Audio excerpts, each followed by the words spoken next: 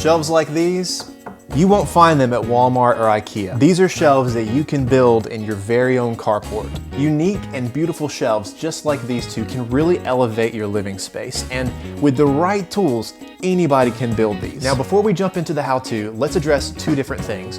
Why you would want to build shelves like these, and then the difference between these shelves and the ones that you can pick up at a big box store. Now, not to slam any big box store like IKEA or Walmart, Target, Big Lots, anybody? I think there's a time and place for those options, but there are two key differences between what they would offer versus what you could build yourself. And we're gonna call those the two L's, longevity and look. Those shelves that we built right here in this carport are made of plywood, just like this, hardwood for a nosing, and then a little bit of finish. Most of what you're gonna pick up at some of those box stores is probably gonna be made of particle board. Now with plywood, there are layers of sheets of wood compressed together. This layered construction is going to lead to a resistance to warping, swelling from moisture and humidity with a shelf life of decades.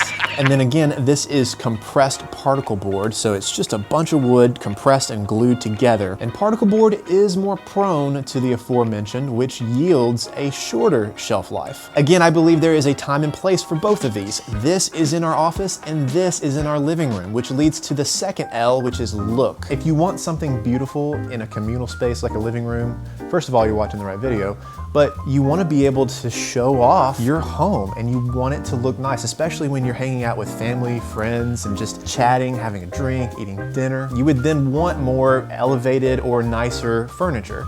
It's less about function and more about feng shui.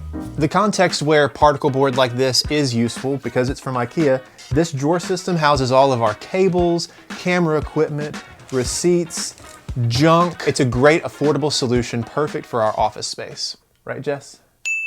Everyone say hello, Jess, she's working. One final thing before we get started, I've linked everything that you could possibly need from tools to material down in the description box below for this project. And then we've got some scrap white oak hardwood that we're gonna use for the nose of this. Basically what I'm gonna do is just sandwich together two sheets of 3/4 inch and then put this on as the nose. I'm not gonna do like a miter fold or anything like that. I just want to thicken things up and then add this. I'm gonna cut about a 1/16 over and then just do a dry fit, kind of see from there.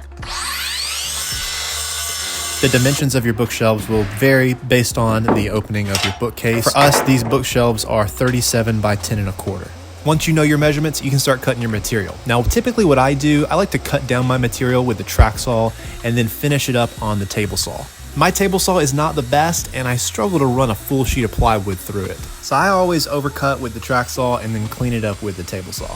Now, what are my measurements for this portion of the build? Again, I'm gonna sandwich together two sheets of plywood. This will give me the thickness I need and the look that I want. The hardwood nosing I'm using is 3/4 inch thick. So we'll just take my opening, 10 1/4, subtract 3/4 inch, and there's the depth of my plywood.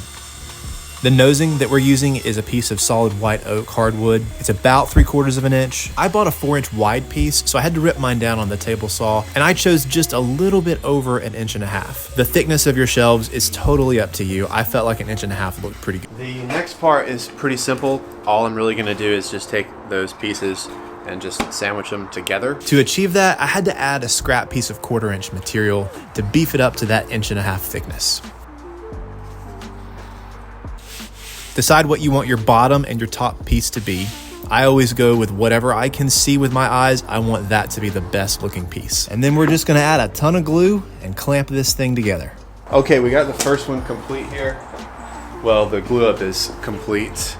And I only got 2 clamps on it and I have brad nails on the bottom side. So I should be able to hide those. That's kind of weird. I couldn't like figure out how to get this thing clamped without it moving.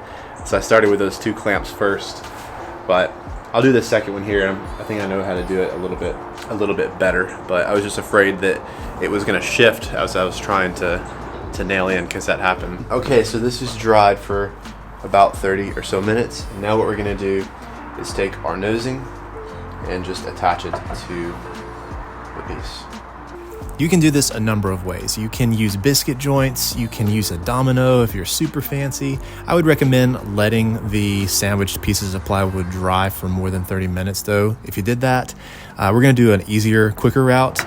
so that we don't have to let it dry or cure overnight. We'll use the same wood glue, and then I'm gonna take brad nails and I'm gonna tack this thing in on the ends. These ends are gonna be covered by my face frame in the bookcase. Okay, there is our first one with the nosing all glued up, and we'll let that sit. After it's dried overnight, I'll come back and I'm gonna clean it up with my router. I'm using a flush trim bit. There's a bushing on the end of the bit that rides along the surface of what you're trying to flatten to. And then you've got the actual blades that's removing the material of what you're cutting. And again, if you wanna avoid this altogether, you can sandwich your pieces together, take that measurement, and then cut your nosing to that specific number. Moving on to the sanding process, I'm gonna start out with 120 grit and then work my way up to 220.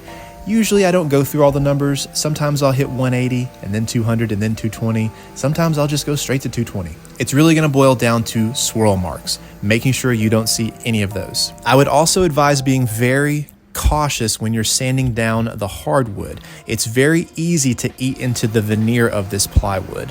I love the look of Cotton White by Rubio Monocoat on white oak material. I just think it looks amazing, and that's what we're using here. I clean it up with a little bit of mineral spirits, and then we'll add a coat of this stain.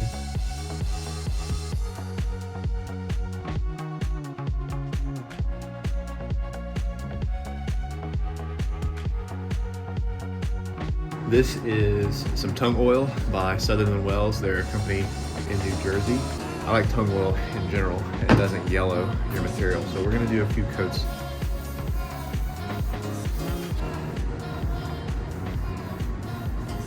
All right, ladies and gentlemen, that's how you do it. That's how you build one of these suckers. And now that you've seen this video, you can do it as well. Maybe you're feeling risky, bold, dare I say audacious enough to build 2 of them. I believe in you, you can do it. You are a DIY pro. I feel like that's an oxymoron. It's not. Anywho, hopefully this video was entertaining, informative, and helpful in you becoming a better DIYer and learning how to build a unique staple piece for your living room, your bedroom, your kitchen.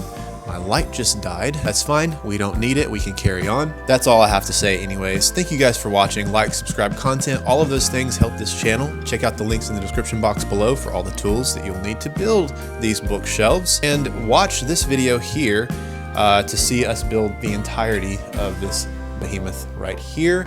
And until next time, we'll see you next time in the next DIY.